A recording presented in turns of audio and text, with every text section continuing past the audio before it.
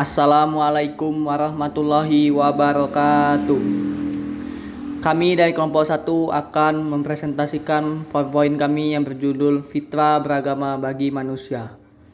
Yang anggota kelompoknya adalah 1. Dinul Akbar, 2. Fatullah Rahmadiansa, 3. Fitrananda Maulidanti, 4. Muhammad Zidan Maulana, 5. Putri Ayu Ramadhani, 6. Tegar Rizky Saputra. Peta konsep Fitrah beragama bagi manusia. Pertama, manusia terlahir dalam keadaan fitrah. Yang kedua, beragama merupakan fitrah manusia.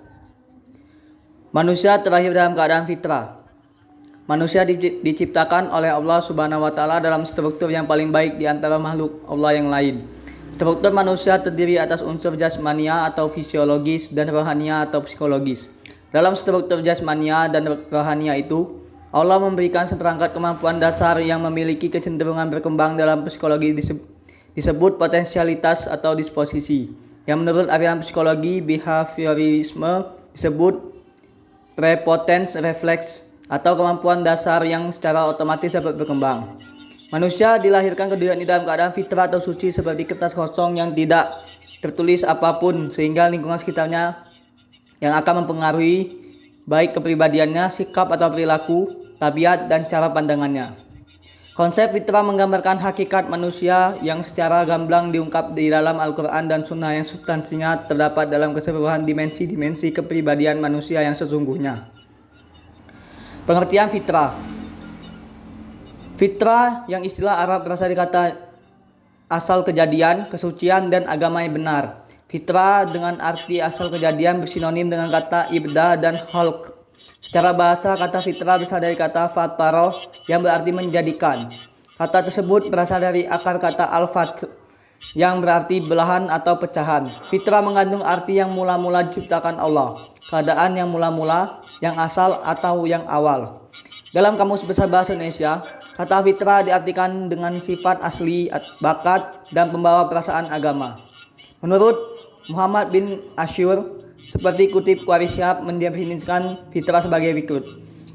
Fitrah makhluk adalah bentuk lain dari sistem yang diwujudkan Allah pada setiap makhluk.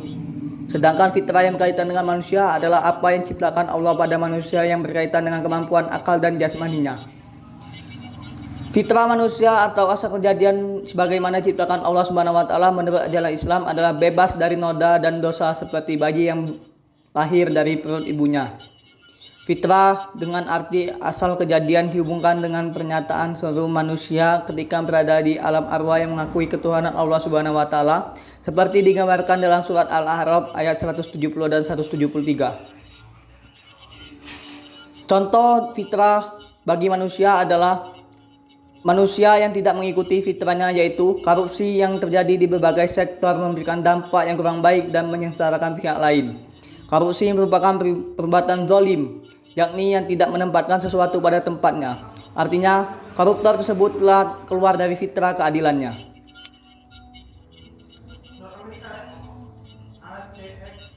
Selanjutnya adalah jenis-jenis fitrah. Fitrah dibagi menjadi dua menurut Ibnu Taimiyah. Yang pertama ada fitrah al-munazzalah, yang kedua ada fitrah al-ghariza. Selanjutnya ada fitrah menurut agama, fitrah intelek, fitrah sosial, fitrah susila, fitrah ekonomi untuk mempertahankan hidup, fitrah seni, dan fitrah kemajuan, keadilan, kemerdekaan, kesamaan, ingin dihargai, kawin, cinta tanah air, dan kebutuhan-kebutuhan hidup lainnya. Selanjutnya ada beragama merupakan fitrah manusia. Agama asli umat Islam adalah menyembah Allah Subhanahu wa Ta'ala. Hal ini berkaitan dengan suatu keyakinan kaum muslimin yang berdasarkan dari keterangan Al-Quran bahwa manusia telah diciptakan membuat sebuah perjanjian atau ikatan dengan Tuhan.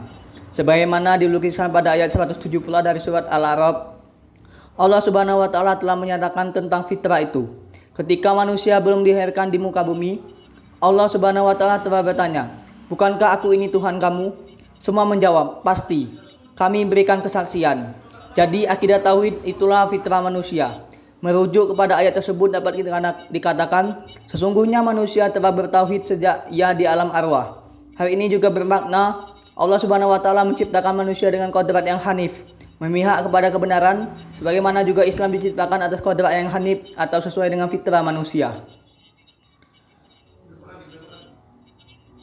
Allah Subhanahu wa taala menurunkan Al-Qur'an untuk mengatur konsekuensi perjanjian itu.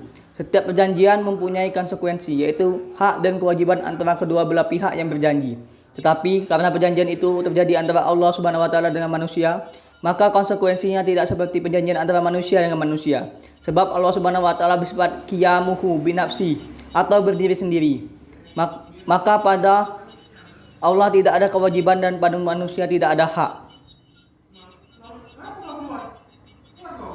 Hakikat manusia ini Allah Subhanahu wa taala ciptakan dengan tujuan untuk beribadah dengan melaksanakan apa yang telah diperintahkan dan meninggalkan apapun yang menjadi larangan. Karena ketika seorang dilahirkan ke dunia ini telah membawa fitrah keimanan sebagaimana Allah Subhanahu wa taala jelaskan dalam Al-Qur'an surat Ar-Rum ayat 30 yang artinya, maka hadapkanlah wajahmu dengan lurus kepada agama Allah. Tetaplah atas fitrah Allah yang telah menciptakan manusia menurut fitrah itu.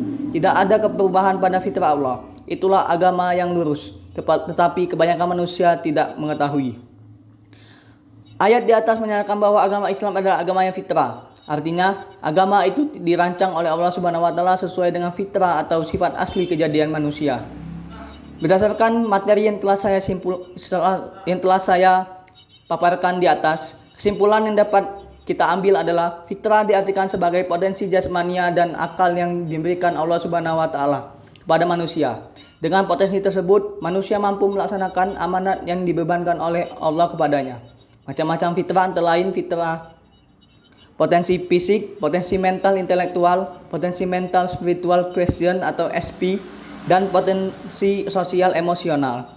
Islam adalah agama fitrah yang tidak hanya sesuai dengan naluri keberagaman manusia tetapi juga menunjang pertumbuhan dan perkembangan fitrahnya, sehingga akan membawa kepada keutuhan dan kesempurnaan pribadinya. Di sisi lain, Islam sebagai way of life atau pandangan hidup yang berdasarkan nilai-nilai ilahiyah, baik yang termuat dalam Al-Quran maupun Al-Hadis, diyakini mengandung kebenaran mutlak yang bersifat transdensal, universal, dan eternal atau abadi, sehingga secara akidah diyakini oleh pemeluknya akan selalu sesuai dengan fitrah manusia, artinya memenuhi kebutuhan manusia kapan dan di mana saja.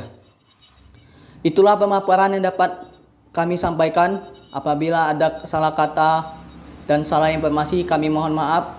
Kepada Allah kami mohon ampun. Sekian presentasi makalah dari kelompok kami. Kami akhiri. Wassalamualaikum warahmatullahi wabarakatuh. Terima kasih.